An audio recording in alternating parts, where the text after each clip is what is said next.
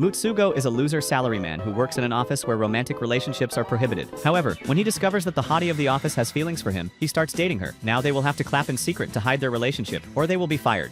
One morning, Yui storms into the room looking like she's ready to bite Mutsugo's sausage off. She confronts Mutsugo about a receipt, insisting he was supposed to handle it. But Mutsugo fires back, telling her it's not his job and that she needs to deal with her own stupid tasks. Frustrated by this, Yui snatches the paper back, calls him a dumb buffoon, and storms off while throwing insults at him. However, later that day, Mutsugo is greeted warmly by none other than Yui, who apologizes for her behavior earlier. It turns out that these two office rivals are actually a couple, and Mutsugo is just relieved their little spat hid how much they actually like each other. As Mutsugo washes his hands, he reflects on how exhausting this whole charade is, and simply wants to be open about their relationship. He hands Yui a beer, and cautiously suggests they could maybe tell about them to a few close colleagues. But the chick immediately rejects the idea. She claims that the risk is too high for their careers and has zero interest in becoming the main topic of office gossip. She then forbids him from staring at her or breathing near her when they are in the office. For a moment, Mutsugo wonders if they're even really dating with all these restrictions. But then Yui turns to him with a shy smile and suggests they could go on dates while wearing masks, cutely saying she will be embarrassed if everyone find out she has a boyfriend. And just like that, he turns into a simp once again. The following day, Mutsugo is drowning in accounting tasks, while Yui, who works in the planning department, sees a golden opportunity. She volunteers to deliver some paperwork just for a chance to visit Mutsugo's workplace. Yui tries to play it cool, but her friends notice her eagerness and they forbid her to go because she always treats the accounting staff badly. The next morning, Mutsugo is rushing to the elevator with a mountain of documents, already dreading another day of overtime. When the elevator doors open, and Yui steps inside, she looks perfectly composed, which is a stark contrast to Mutsugo, who is just a man-child in an adult uniform. As they stand side by side, Shizuno starts thanking Yui for her help on some tasks. He even pulls Mutsugo into the conversation and asks for his opinion on Yui's skills. Mutsugo gives a carefully measured compliment, praising her just enough without revealing anything. But then, he notices Yui's ears turning bright red, a dead giveaway that she's leaking engine oil in her underwear. Eventually, the elevator gets more crowded, forcing the two closer together. In a brief moment when nobody is looking, they manage to hold hands secretly for a few seconds. After a few more days, the busy period finally ends. Mutsugo and Yui get on the phone to plan a movie date. Yui suggests that they should start calling each other by their first names when they're in private. Mutsugo feels a little nervous about the change but agrees. On the night of their date, Yui arrives early, looking like a fresh piece of bacon. When Mutsugo sees her, he compliments how good her melons look on her dress, causing Yui to blush with embarrassment. Trying to ease the tension, he asks what movie she picked. Yui tells him it's the horror film they agreed on, but she accidentally calls him by his last name. Mutsugo is a little disappointed, so he gently reminds her of their new rule by calling her Yui. Hearing her first name from him for the first time sends her into a flustered panic. During the movie, he's distracted by the fact that after 6 years of simping for this girl, they still can't comfortably use their first names. But during one particularly terrifying scene in the movie, he feels Yui grip his hand like a little kid. After the movie, Mutsugo teases her about being scared, making her blush yet again. He then tries to ask her out for dinner, but just then they are met by Seiya, a former senior colleague from Yui's office. Seiya greets Yui warmly, and Mutsugo's anxiety immediately spikes, terrified their secret is about to blow up. To his horror, Seiya notices him too, and cheerfully invites them both to dinner. Throughout the meal, Seiya praises Yui for her outstanding work, and Mutsugo's internal jealousy meter increases. He also finds out that Seiya and Yui used to date a few years ago. Mutsugo watches how happy and relaxed Yui is talking to Seiya and feels a sting of envy. When Seiya mentions he saw a movie earlier, Mutsugo and Yui awkwardly deny watching the same film. As dinner ends, Seiya, who is clearly not an idiot, gives them a wink of approval before leaving. Finally alone, Yui musters up the courage to call Mutsugo by his first name. He can't resist teasing her for taking so long, pointing out how easily she was saying Seiya's name all night. This leaves the chick flustered, but Mutsugo starts leaning in closer to use his fingers on her. Yui stops him, reminding him of their strict no public displays of affection rule. Come on, man. Mutsugo agrees, but like a registered creep, he cheekily suggests they can continue their business back at his place. The next morning, he wakes up to find Yui looking both embarrassed and adorable. He teases her relentlessly before they have to get ready for work. While waiting for the train, Mutsugo notices she's still in yesterday's clothes and worries people might start rumors. However, the girl reassures him that she has a spare outfit in her locker at work. To avoid being seen together, they take separate trains. As Mutsugo boards, he spots their coworker Maria among the passengers and feels a surge of gratitude that she didn't see him with Yui. He then glances back at his girlfriend's juicy airbag, feeling thankful that their secret relationship is getting stronger. Another morning begins, and for Mutsugo and Yui, that means another day of playing chess with their relationship. Their commute starts with an accidental bump, as they find themselves in a moment of indecision on whether to acknowledge each other or pretend to be strangers. The two ultimately settle for a weak-ass good morning, before continuing their separate paths to the office. After another day of faking their existence, the two meet at a bar to unwind. Mutsugo notices Yui trying to suppress a yawn, as she looks tired than usual. She explains she's in the final stages of a big project, launching a new snack product. This is a huge milestone for her, as it's the first product that's being launched under her leadership. Just then, a colleague gives her a hot tip. The accounting department has a secret weapon, someone with an incredible palate for snacks and a juicy sausage box. What do you mean by that?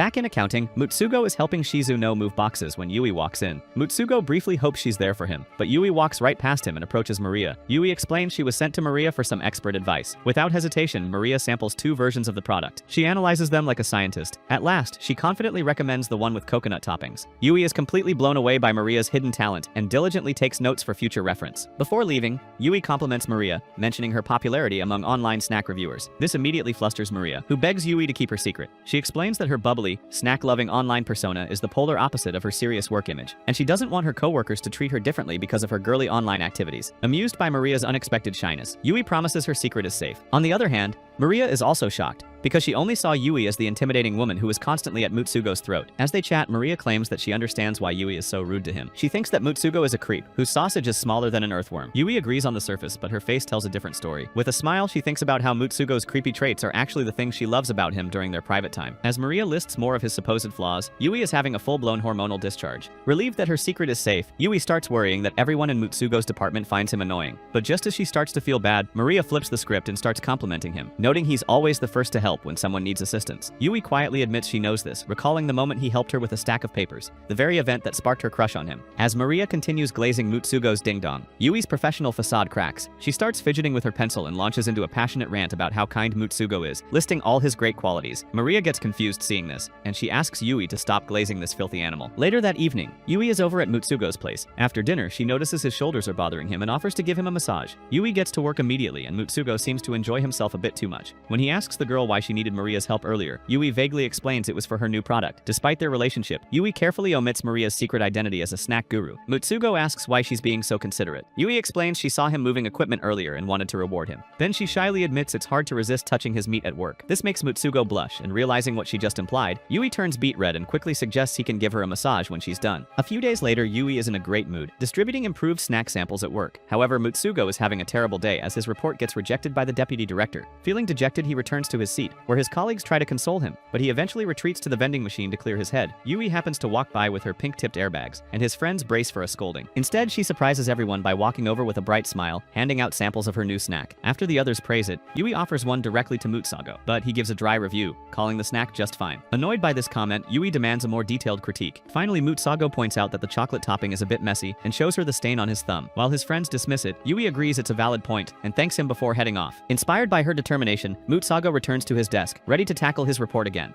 That evening, Shizuno invites Mutsugo and Maria out for drinks. Coincidentally, they run into Yui's team at the same restaurant. Shizuno playfully tries to get the two rivals to interact. Mutsugo ends up chatting with Yui's coworker Kizuki, a quiet new guy who is also a certified simp. He learns that Yui is a caring and welcoming person on her team, the one who convinced Kizuki to join their outings. Hearing his girlfriend praised like this makes Mutsugo swell with pride, but when he glances at her table, he sees a graveyard of empty beer glasses. Suddenly, she stumbles toward the washroom. Worried about his nighttime routine, Mutsugo follows and finds her crouching by the sink. He offers to help her back, but she stubbornly refuses, not wanting to worry her coworkers. Mutsugo finds her defiance adorable and teases her while rubbing her back. She worries about being caught, but the Chad reassures her. Then, under the influence of liquid courage, Yui declares that she's staying at his place tonight and promptly passes out. At that exact moment, Kizuki exits the men's room, catching Mutsugo red-handed with an unconscious Yui.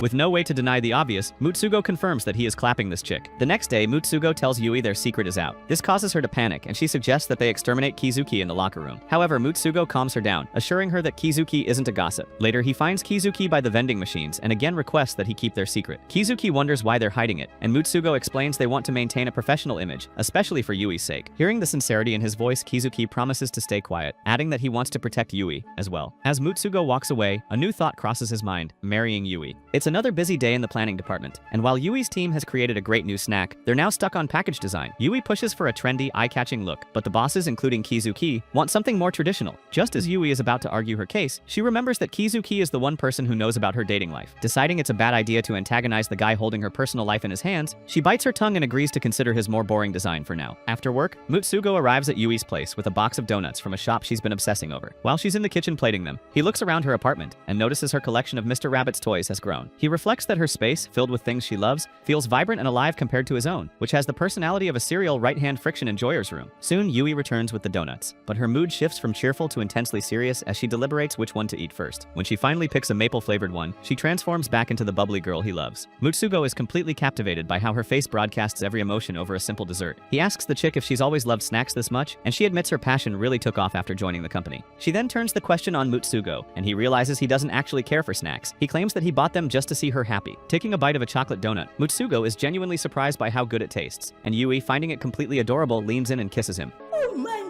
god!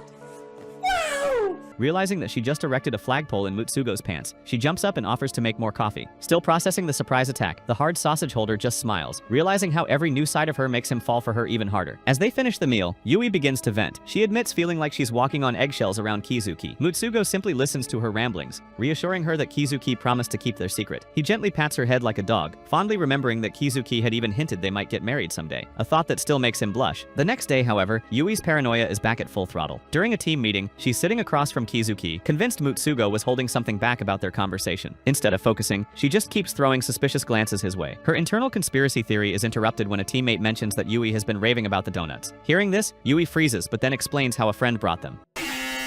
A split second later, panic sets in as she realizes Kizuki might have connected the dots. Yui insists the friend is a female acquaintance, but it looks like her nervous eyes are giving the whole game away. Kizuki, who is just trying to survive the meeting, pieces it all together. He sighs internally, realizing being their secret keeper is going to be a full-time job, especially since Yui clearly doesn't trust him. Later, two teammates are summoned, leaving them with a mountain of paperwork. The room is filled with an awkward silence, almost as awkward as a Brazzers title. Finally, Kizuki asks if she finds him unreliable. Realizing she's offended him, Yui slaps her cheeks to hype herself up and apologizes. She explains her anxiety is just because this is her first secret relationship, not because she distrusts him. The mood finally lightens, and Kizuki warns her that if she keeps wearing her emotions so openly, everyone will figure out her secret without his help. Meanwhile, in the accounting department, Mutsugo is sent to the warehouse archives. On his way out, a loud crash leads him to a nearby room where he finds Yui on the floor, having clearly lost a fight with a pile of boxes. After a brief, excited greeting, they switch back to professional mode. Mutsugo sees the utter chaos of her department's storage and silently wonders how they function. He then starts helping her clean up, ignoring her protests about being seen together. While sorting the papers, he finds an old flag, and Yui's face lights up as she recognizes it from her first sales event. Later, she insists on organizing a high shelf by herself, asking Mutsugo to hold the ladder.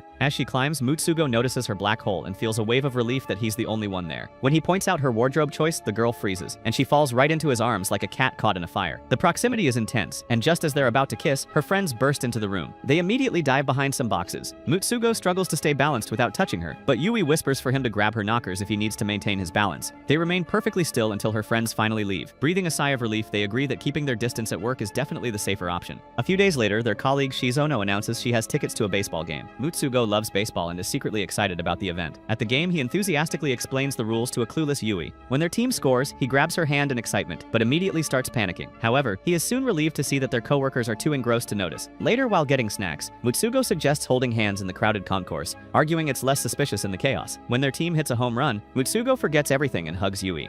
Luckily, Shizono is just as excited and joins the hug. As they sit back down, Yui leans in and whispers that next time, they should go to a game alone. A few days later, Yui and her friends hit up a convenience store for lunch. But while her friends are deciding between a sad-looking sandwich and instant noodles, Yui is on a secret mission. She discreetly checks the shelves for her newly launched snack product, only to have her heart sink into her stomach. The display is practically untouched, suggesting that her product is full of poop. Realizing that people are not interested in her hard work ruins her mood for the rest of the day. The next morning, Shizuno starts her day early as usual. As she's walking from the train station, she bumps into a male colleague who compliments her on her dedication. She just chuckles and modestly brushes it off. After some lighthearted chatter, Shizuno makes up a quick excuse about needing to make a stop and goes off into a small cafe. She is relieved to finally get a quiet moment to herself. Shizuno then settles into a booth, ready for some alone time with a coffee. But her plans are immediately nuked when Kizuki walks in. The waitress, clearly assuming anyone from the same company must be best friends, seats him in the exact same booth. Shizuno sighs internally but forces a polite smile as she feels her solo paradise officially invaded like Palestine. Their morning gets even more awkward when they both try to order at the same time, leading to a cringeworthy standoff over who gets to order first. On the other hand, Yui is on the train, anxiously scrolling through her phone like a possessed woman. She's desperately searching online for any review about her new snack, but all she finds is digital silence.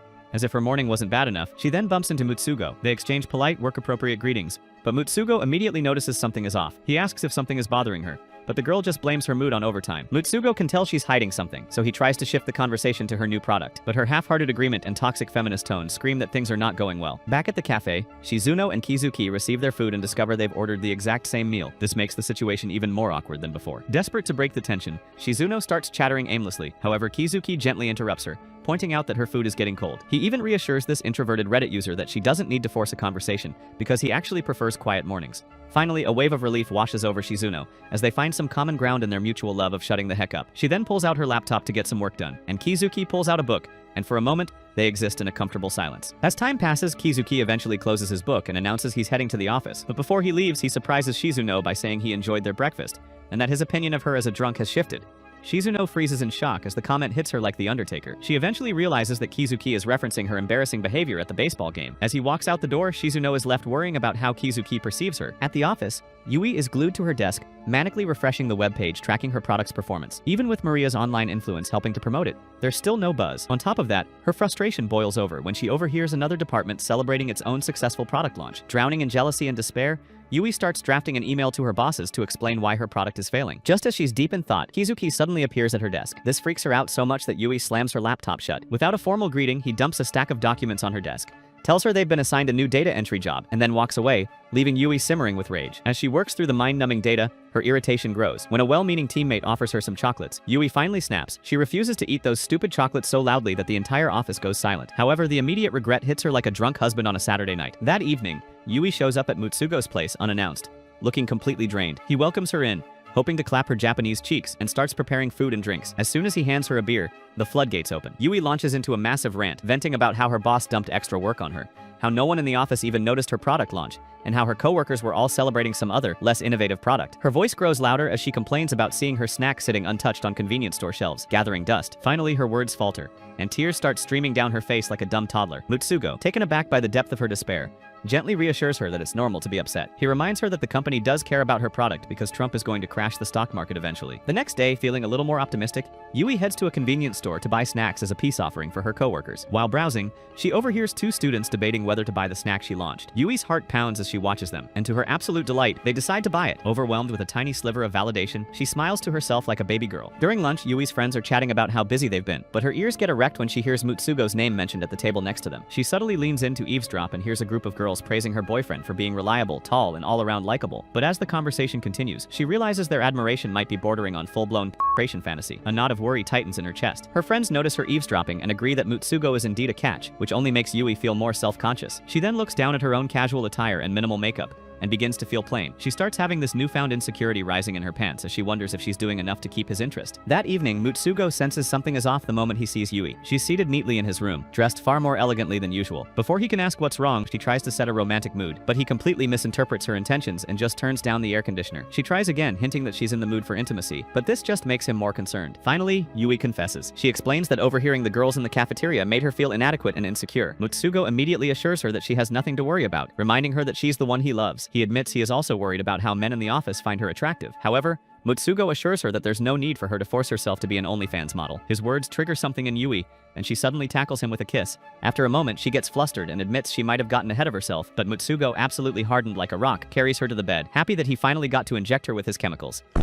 The next morning, Yui is lost in thought in the elevator when the same girls from the cafeteria get on. They're still praising Mutsugo, but this time, instead of feeling jealous, Yui feels a quiet sense of pride. The elevator doors open again, and Mutsugo himself steps in. He positions himself next to the girls, who immediately seize the opportunity to ask him about his weekends. Knowing Yui is listening, Mutsugo casually mentions that he usually spends his weekends with his girlfriend. After he and the girls get off, Yui's friend immediately asks her if she heard that Mutsugo has a girlfriend. Yui, playing it cool, simply remarks that it isn't surprising, given how kind he is. Later, Mutsugo is enjoying a rare, relaxing day at the office. The entire building seems to have collectively decided to check out for summer vacation, and the air is filled with excited chatter about upcoming trips. When his colleagues, Maria and Shizuno, turn their attention to him, asking about his own vacation plans, Mutsugo's mind flashes back to the great vacation debate he had with Yui a month ago. The memory is a chaotic scene in Yui's apartment, with travel pamphlets scattered everywhere like the aftermath of 9/11. Mutsugo had immediately shot down her first choice, Okinawa, pointing out that planning a beach trip during typhoon season is a terrible idea. However, Yui argued that her meticulously planned, jam-packed itinerary had plenty of indoor activities. Despite the rebuttal, Mutsugo looked at her schedule, and instead of a vacation, he saw a military-grade operation with no room for relaxation. In contrast, his ideal trip was a laid-back getaway to Hokkaido, filled with hot springs, scenic drives, and cozy restaurants. Yui, of course, found this idea completely boring. Growing tired of the argument, Mutsugo made a classic mistake. He casually said they could go wherever she wanted, just to end the debate. Unfortunately, his offhanded tone made it sound like he couldn't care less, which only made things worse. Feeling dismissed, Yui declared that they should just cancel the whole trip if they couldn't find something they both enjoyed. Realizing his blunder, Mutsugo immediately grabbed her hands, reassuring her that the destination didn't matter as long as they were together. Then he hesitantly admitted that what he really wanted was to experience a private bath with her, since it would be their first trip as a couple. This confession completely disarmed Yui, as liquid started dripping down her legs. To shift the mood, she teasingly invited him to take a bath with her right then and there. Squeezed into her tiny bathtub, Mutsugo couldn't help but think that a spacious hotel bath would be a significant upgrade, which led to Yui suggesting a new hotel in Yamanashi as the perfect compromise. Back in the present, Mutsugo finally answers his colleagues, telling them he plans to visit his hometown Yamanashi. As the workday ends, Yui is buzzing with excitement, ready to go home and pack. But just as she's about to leave, chaos erupts. An emergency has broken out in the planning department, and her entire team is thrown into disarray. Her boss informs her and another colleague that they'll have to work overtime, and just like that, Yui's hopes of an early start to her vacation vanish. Meanwhile, Mutsugo grows increasingly worried as hours pass with no word from Yuki. She's left her phone in her bag, completely focused on the crisis at hand. The situation is so dire that her boss announces they'll likely have to work through the night. The reality of her canceled vacation starts to sink in, and though she knows Mutsugo would understand, the disappointment is crushing. But instead of dwelling on it, she grits her teeth and pushes forward. Miraculously, an on-site team shows up to help, and with the extra support, they manage to finish everything just in time for Yuki to catch the last train home. Exhausted but happy, she realizes her summer plans are still on. As she walks the quiet streets towards her apartment, a firm grip on her arm startles her. She turns to find Mutsugo, but the man is worried like crazy. He had been waiting for her, sick with anxiety after his messages went unanswered. Realizing that Yui was busy at the office, his worry melts into relief as he gently touches her face like a creepy uncle. Mutsugo is relieved that the trip is still happening. The next morning, while our happy couple is embarking on their trip, Shizato is enjoying a peaceful moment in her favorite cafe.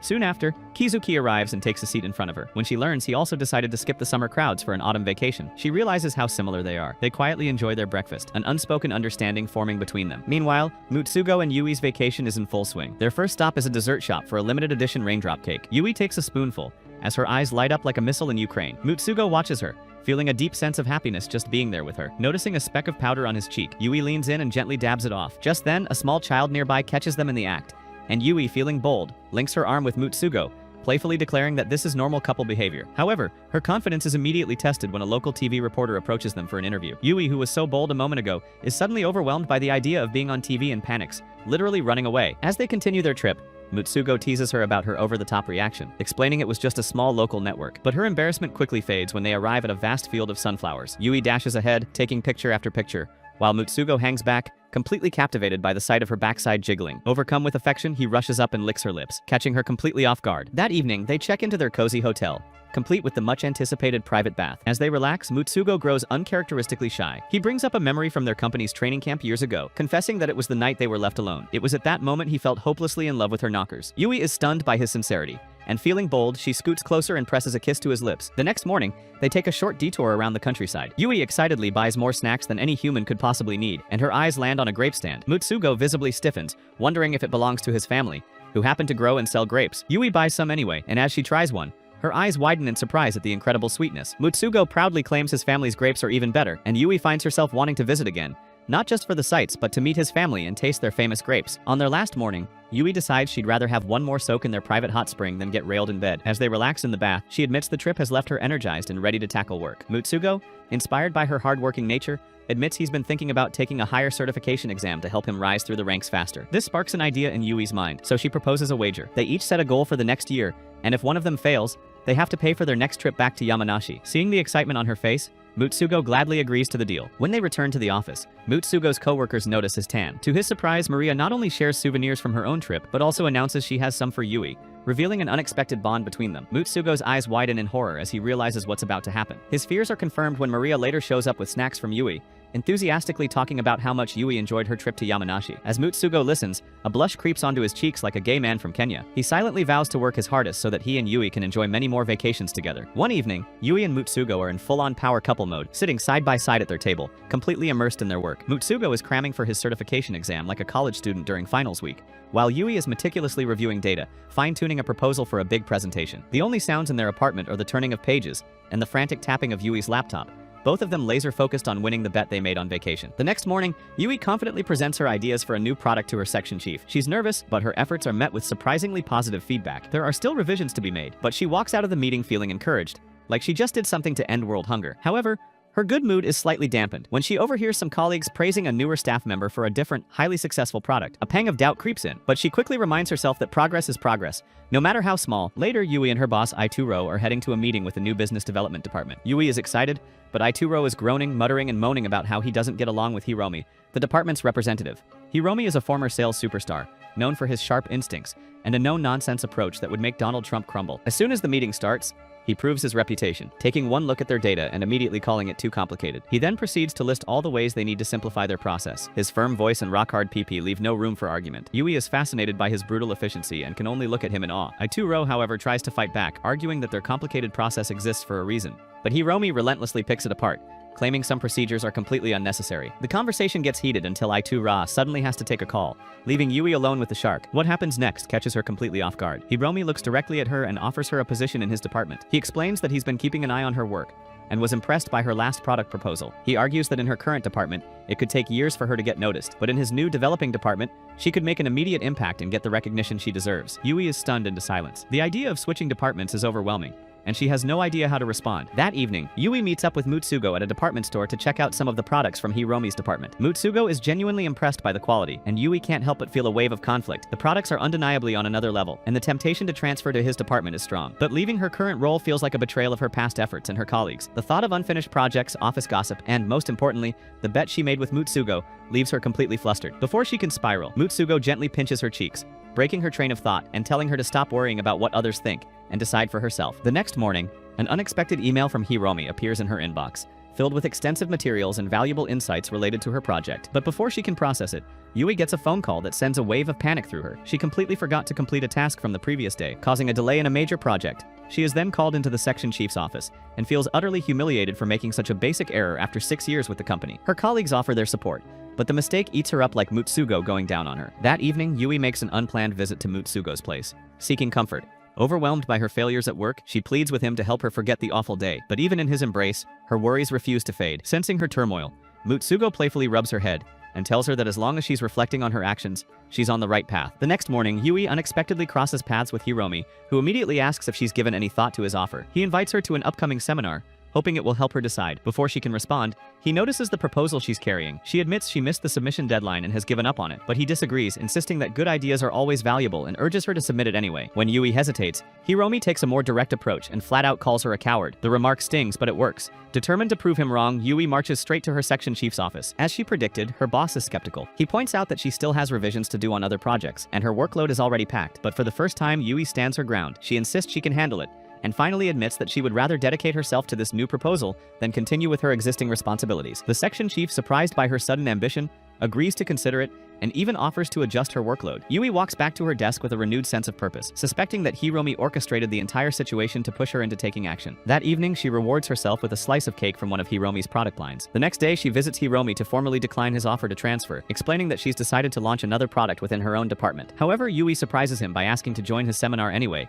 eager to learn from his department's expertise. Hiromi is amused by her determination but makes it clear that if she plans to benefit from his department's knowledge, he expects to benefit from hers as well. By the end of a long and exhausting week, Yui and Mutsugo reward themselves with a visit to a stone spa. As the warmth and relaxation seep into their tired muscles and filthy, disgusting, hairy, and blurred private parts, Mutsugo watches Yui truly unwind for the first time in a while. Her usual work-focused mindset fades away, replaced by an affectionate and playful demeanor as she clings to him. She playfully argues that being with him is the only healing she really needs. One evening, Yui and Mutsugo are supposed to go on a date, but Yui gets roped into a last-minute project. Mutsugo has all the time in the world, so he decides to treat himself to some alone time at a small chicken skewer place. As he's savoring the rare moment of alone time, a hiking commercial on the TV catches his eye. His thoughts immediately drift to Yui and railing her in the bed after skiing, and he has to scold himself for thinking about his girlfriend even when he's supposed to be on his own. However, his peace is soon interrupted by a group of men at a nearby table grumbling about their wives. Mutsugo idly wonders if he'll end up the same, but when he pictures his future with Yui, all he can imagine is a warm, happy life. Just then, one of the complaining husbands gets a call from his wife and immediately rushes off to pick her up from the station. Seeing this, Mutsugo just grins, realizing that love can be a complicated, often contradictory. An hour later, he meets Yuki at the station. The chick is tired but brightens up when she sees him, even though her expression quickly sours into a pout when she smells the scent of alcohol on his disgusting breath. She complains that she was looking forward to drinking with him, so to appease her, he offers to treat her to anything she wants. Yuki's mood instantly lifts,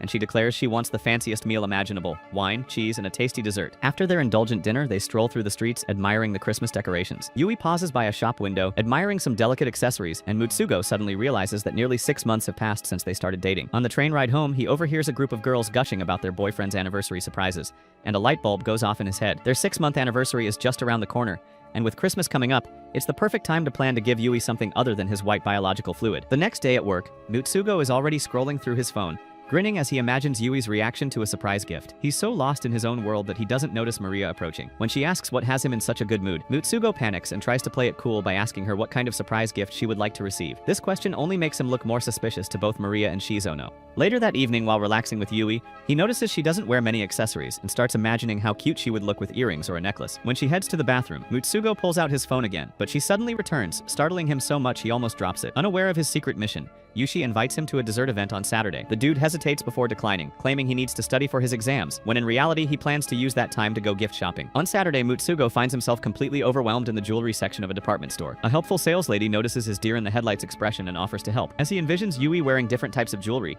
he finds himself drawn to a simple, elegant pair of couple rings. The sales lady suggests it's a meaningful gift, and without much more thought, he decides to buy it. She even offers an engraving service and suggests he leave the rings with them until he can confirm Yui's ring size, which he happily agrees to. Meanwhile, Yui, who just finished up at the dessert event with her friend, is heading to a cafe when she glances across the street and suddenly spots Mutsugo. The next day, Mutsugo is lost in daydreams, envisioning the perfect romantic date where he presents Yui with the rings. In reality, he's at her place, secretly planning to measure her ring size while she sleeps. However, Yui is already suspicious. She found it odd that he insisted on coming over despite his study schedule.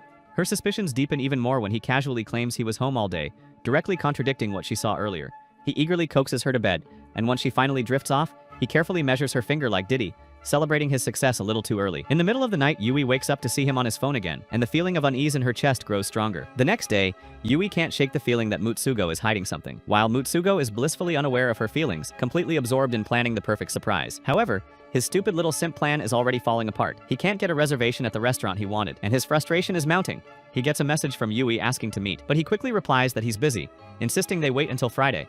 Without checking for a response, he rushes out to pick up the rings, barely making it to the store before it closes. The weight of the small box in his hands brings a brief sense of excitement, which is immediately shattered when Yui unexpectedly appears behind him. The annoyed chick finally confronts him, demanding to know why he was in town on Saturday when he claimed to be studying. He scrambles for an excuse like a noob, but her stern gaze tells him she's not buying it. Yui insists on knowing what he's hiding behind his back, and he panics, knowing the timing for the gift is all wrong. His reluctance to show her only fuels her frustration, and Yui declares she's spending the entire evening with him to make sure he can't hide anything else. Then her expression changes from anger to vulnerability, and she admits how much his secrecy has been affecting her. For the first time, a real doubt crosses her mind. What if Mutsugo wants to break up with her? Realizing the massive misunderstanding, Mutsugo immediately presents her with the gift bag. Inside, she finds a jewelry box with 2 silver bands, each engraved with their names. Mutsugo is now embarrassed by his own grand gesture, but he tells Yui that she cannot wear it during work days. But to his surprise, Yui promises to wear the ring every day. A wave of relief washes over him as she apologizes, admitting their anniversary had completely slipped her mind. The moment the door closes behind them, they waste no time. The two immediately start bouncing, plowing, friction pumping, and jiggling each other. As they finally reach the bed, Yui interrupts him with a question, asking about his original plans.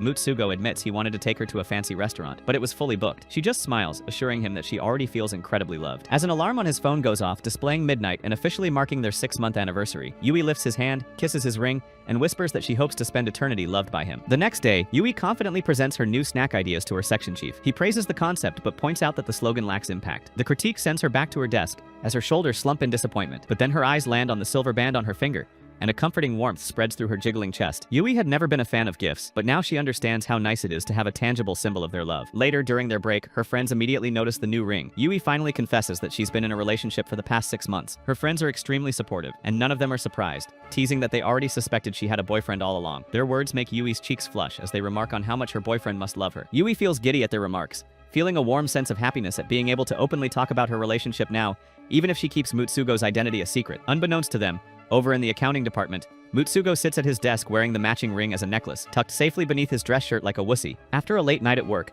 Mutsugo heads home through streets illuminated with festive lights, a clear reminder that Christmas is just around the corner. It suddenly hits him that this will be his and Yui's first Christmas as a couple, and he starts brainstorming ways to make it special. Later that night, he calls her up and casually brings up the holiday, but to his surprise, Yui seems completely uninterested. She just mentions that since Christmas falls on a weekday, they'll probably be too busy with work. Her Giga Chad nonchalant attitude leaves Mutsugo puzzled, as he was fully expecting her to be excited. The next morning, The holiday spirit is nowhere to be found. Shizuno arrives at the office, groaning about an upset stomach from too much drinking the night before. With the holiday season in full swing, she's been drowning in party invitations and an ever-increasing workload, a sentiment shared by everyone in the office. Later that evening, Yui stops by Mutsugo's apartment for a much-needed ceremony. But when he offers for her to stay the night, she declines, explaining she has an early meeting. As they eat, Mutsugo asks for an update on her latest product proposal.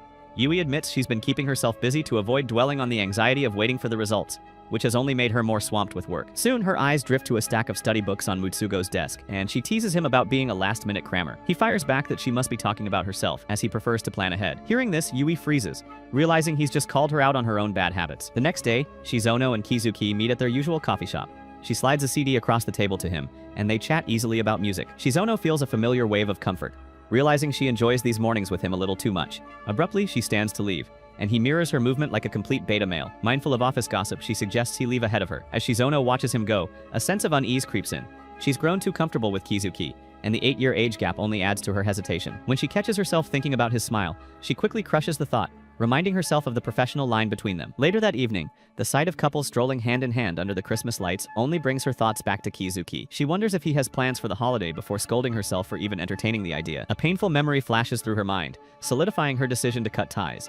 If she stops meeting him for breakfast, maybe these feelings will die before they can fully bloom. The next morning, Kizuki is sitting at their usual cafe table, but he is puzzled to see his ding-dong riding meat bag absent. Back at the office, Shizuno is startled when Kizuki shows up in her department to collect fees for the year-end party. Not ready to face him, she hastily hands over the documents, keeping their interaction as brief as possible. In the elevator, Mutsugo and Yui discuss the upcoming party, which their departments will be celebrating together. He expresses his concern that Yui, who tends to get a little wild when she drinks, might accidentally expose their secret relationship. However, Yui is confident she can handle her liquor in a professional setting without slipping up. When the elevator doors open, they instinctively step apart, but Mutsugo worries they might be trying too hard to appear distant. At the party, both Mutsugo and Shizuno find themselves seated uncomfortably close to the objects of their affection. Shizuno notices Mutsugo isn't drinking much, but before she can ask what's wrong, he tells her to shut her old wrinkly trap. Just then, his attention shifts to Yui, and he immediately spots the ring he gave her on her finger. Soon after, the conversation turns to the baseball game from months ago, and Mutsugo suddenly recalls hugging Yui in a moment of pure excitement, completely forgetting their co-workers were watching. When he glances at Yui,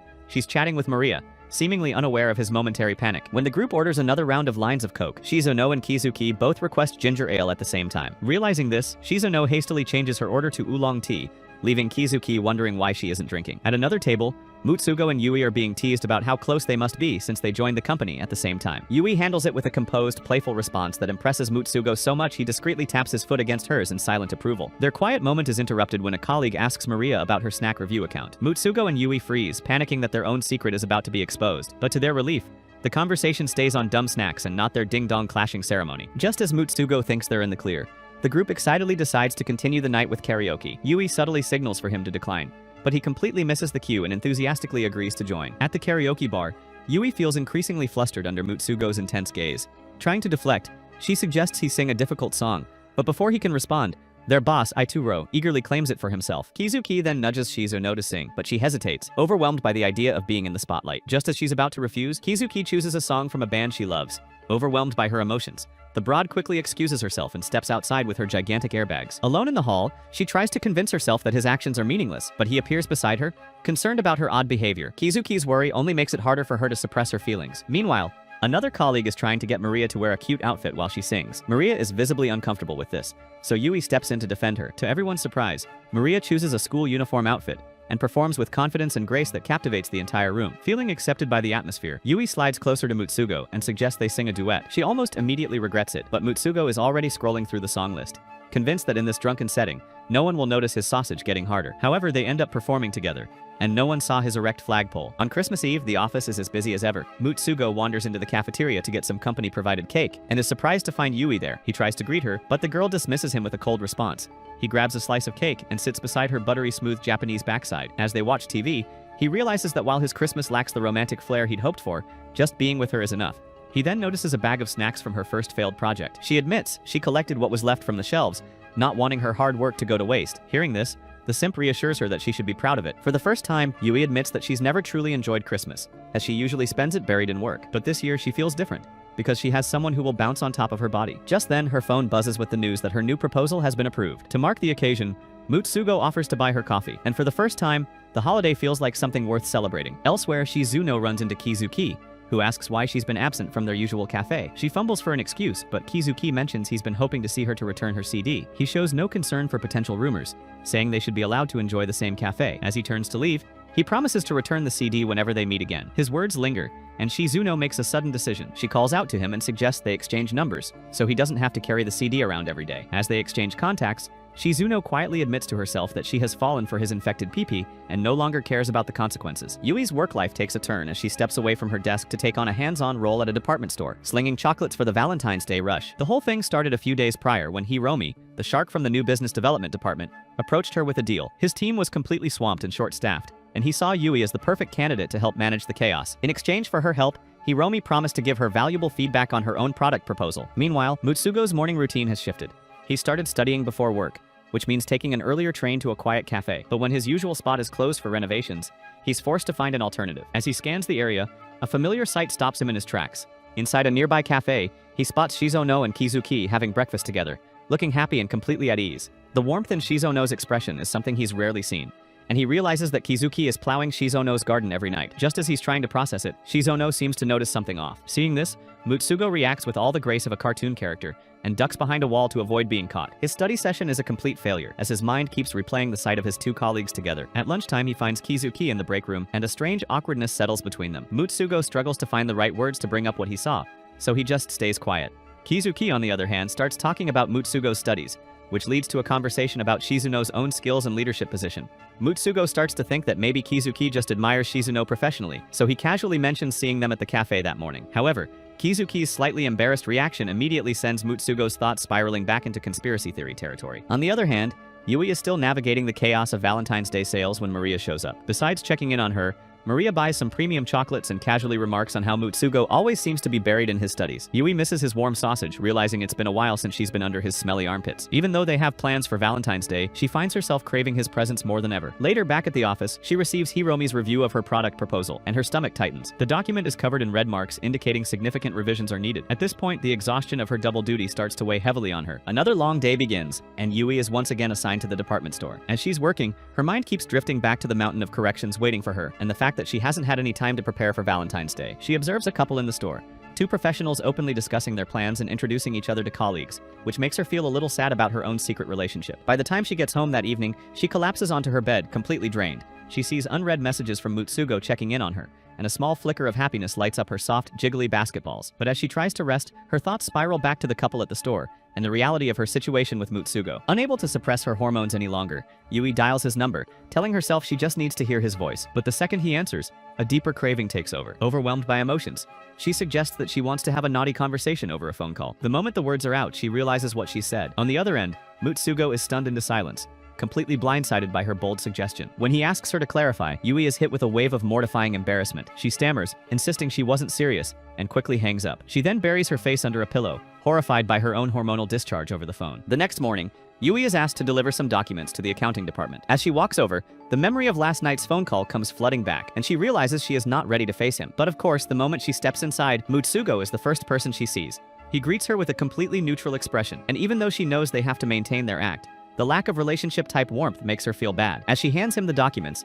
their hands brush, and she instinctively pulls back. On her way back to her department, she's scolding herself for being so obvious. Just as the elevator doors are about to close, Mutsugo slips in beside her. He reaches for her hand, grasping it tightly, and reminds her that she can always talk to him freely. With this, Yui's heart softens, realizing he must have sprinted to catch the elevator just to have this small secret moment with her. Finally, Valentine's Day arrives. The final samples of her new Sakura-themed cookies are delivered to the office, and for a moment she wants to bask in her achievement. But unfortunately, she has to head back to the department store for one last shift. As she travels, she gets a message from Mutsugo, asking to meet later, and a pang of guilt hits her as she realizes she hasn't had time to buy him any chocolates. When she arrives at the store, she's immediately swamped by last-minute shoppers. Yui worries that she won't be able to make it to her date, but then she sees the same happy couple from a few days ago, and it reminds her to push aside her own frustrations and focus on her job. By the time the store closes, she's completely drained. She dashes off, too focused on reaching Mutsugo to even stop for convenience store chocolates. When she finally gets to their meeting spot, she's out of breath and immediately apologizes for not having a gift. However, Mutsugo simply hands her a drink and then points to the bag she's carrying filled with her cookie samples. He tells her that her hard-earned creation means more to him than any store-bought chocolate because he knows how much effort she put into it. Hearing this, Yui chuckles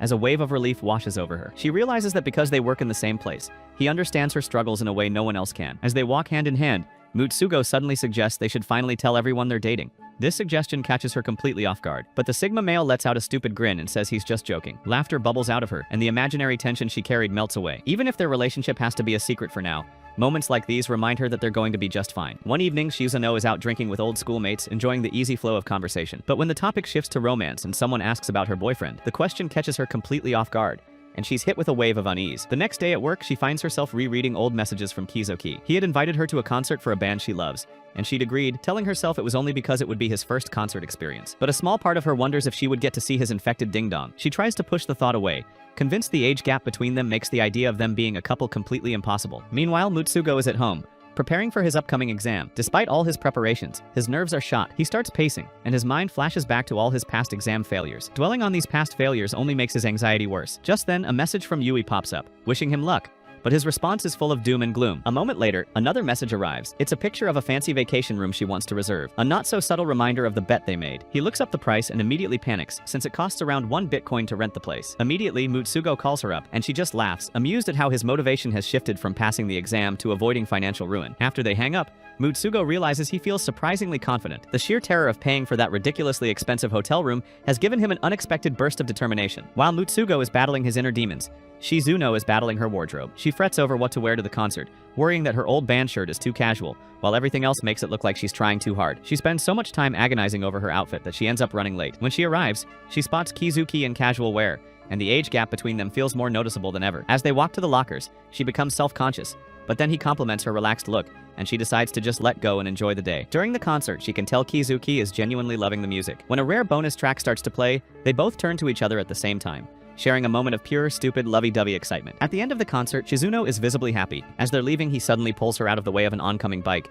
making her heart skip a beat. What surprises her even more is that he doesn't let go of her hand. He asks if they can go out again soon, and even though memories of her painful breakup with an ex-colleague come rushing back, she agrees. Mutsugo, on the other hand, is back at his desk, cross-checking the exam questions from memory. With each correct answer, his confidence builds. He then gets a call from Yui, and they chat casually about their next vacation, as the tension from the exam finally fades away. However, Shizuno arrives home and slams the door, completely frustrated with herself for getting entangled with a coworker again. Her previous relationship with a senior colleague ended in disaster. He had broken up with her out of nowhere, admitting he couldn't keep up with her success and felt demotivated by their relationship. Having to see him at work every day was pure torture, and the final blow came when he left the company without even telling her, long after he had moved on and gotten engaged to Johnny Depp's ex-wife. Thinking about it now, she forces herself to be rational, deciding to keep things strictly friendly with Kizuki. On Monday morning, Kizuki sits alone at their usual cafe booth, but she never shows. Later that day, she stays behind at work, and as she's finally heading home, she spots him near the train station, clearly waiting for her.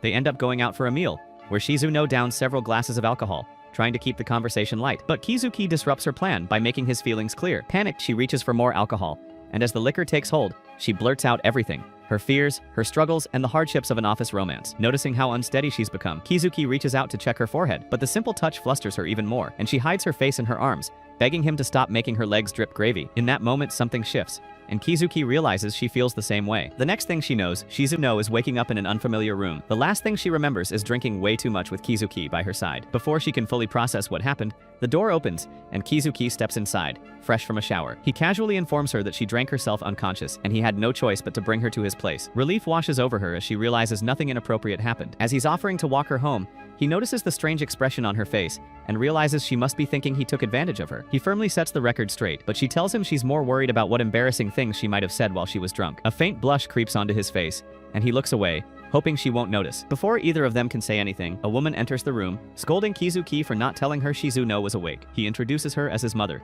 and Shizuno's embarrassment triples. She had hoped to make a good first impression, and instead, she's the drunk office lady who crashed at her son's place. She stumbles over her words, apologizing profusely before making a hasty exit. As they walk to the station, Kizuki apologizes for his own confession, admitting he felt guilty for being excited over her drunken words. Taking a deep breath, Shizuno decides to be honest. She turns to face him and confesses her feelings, admitting she appreciates his sincerity. Despite her fears, she makes the choice to give love another chance. Shizuno tells him about her past relationship and the painful history that made her so hesitant, reminding him that they'll have to keep their own relationship a secret at the office. The next day at work, they exchange nothing more than their usual professional glances. But beneath the surface, they both get hard imagining the stuff they are about to do in bed. That night, they meet for dinner, and Kizuki casually admits that he finds her really cool when she's in work mode. Shizuno just smiles, caught off guard by the compliment, and enjoying this new beginning as she holds his hand. A few days later, Mutsugo and Yui are staring at a computer screen in sheer amazement. The news that he actually passed the bookkeeping exam is washing over them. As the relief and joy set in, Yui immediately starts searching for their next vacation destination. After all, they both crushed their yearly goals, so a celebration is definitely in order. In her pure, unadulterated excitement, her fingers slip,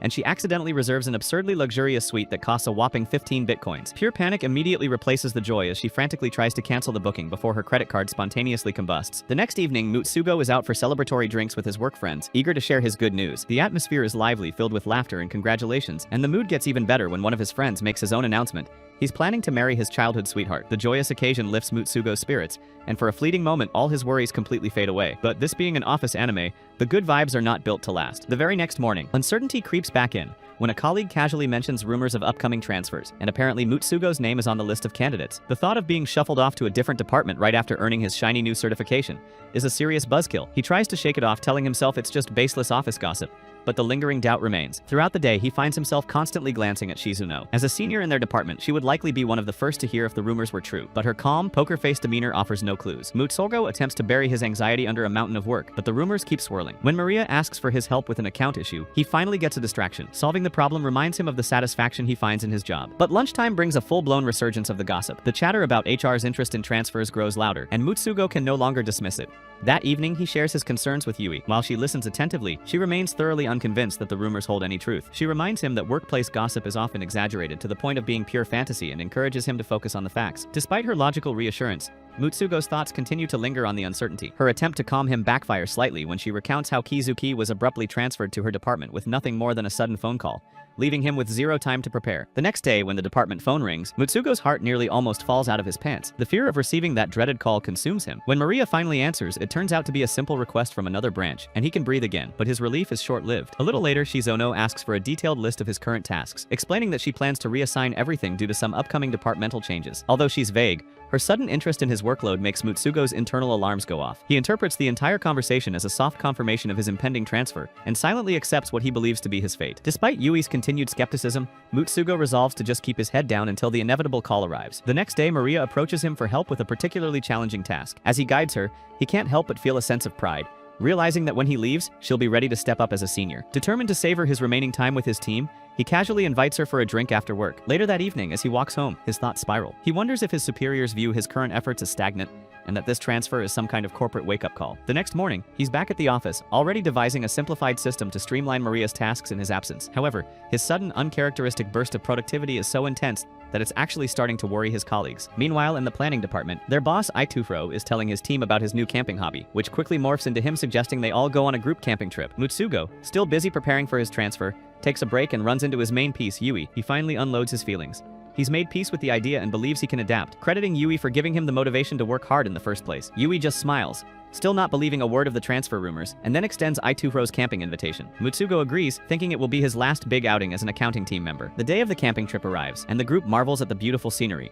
Ituro's wife, Shiori, a former sales star from their company, is there with their kids. As the group unloads, Mutsugo looks around and realizes just how close he's grown to everyone. Later, while most of the group is playing by the river, Shizuno spots Kizuki quietly reading a book. Instead of mingling with the others, he chooses to stay and spend time with her, and they soon find themselves entertaining one of Ituro's kids. As dinner preparations begin, Yui finds herself working with Shiori to make curry. Shiori shares stories about her and Ituro's own not-so-secret office romance, and then reveals her plan to surprise him with a birthday cake later that evening. Yui eagerly agrees to help, and soon Mutsugo gets roped into the secret mission as well. Their odd conspiratorial behavior makes Ituro suspicious, and their friends have to cleverly divert his attention to save the surprise. When the cake is finally presented, Ituro is completely speechless, deeply touched by the gesture. As the night winds down, the group gathers around the bonfire, and the conversation turns to the joys of parenting. Mutsugo listens thoughtfully, believing this might be the perfect moment to announce his own surprise about the transfer. But before he can, a colleague playfully remarks on how surprisingly well he and Yui get along, despite their reputation for being Russia and Ukraine at work. The comment makes both Mutsugo and Yui freeze,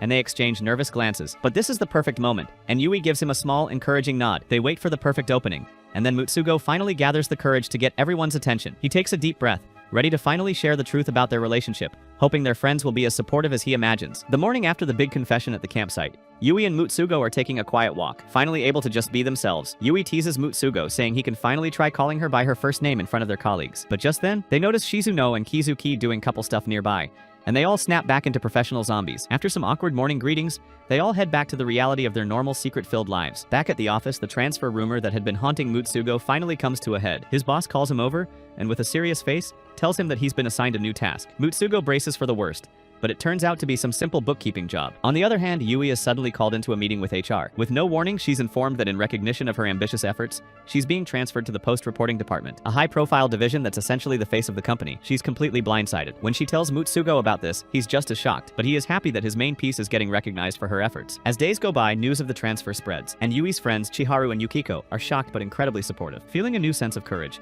Yui decides it's finally time to drop her other big secret. She takes a deep breath and tells them that she's been dating Mutsugo. Their reaction is not what she expects.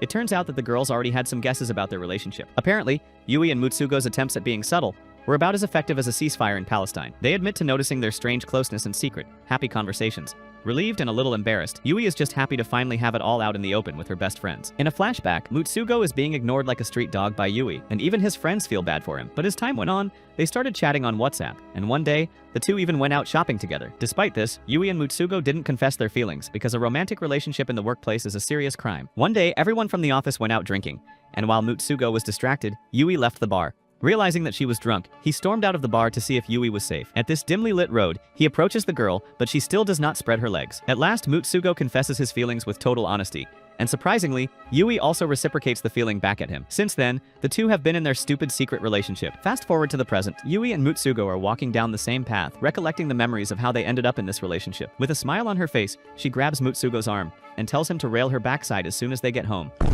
If you want us to cover season 2 of this anime, comment pink below. Until then, subscribe, like, and share this video with all your friends.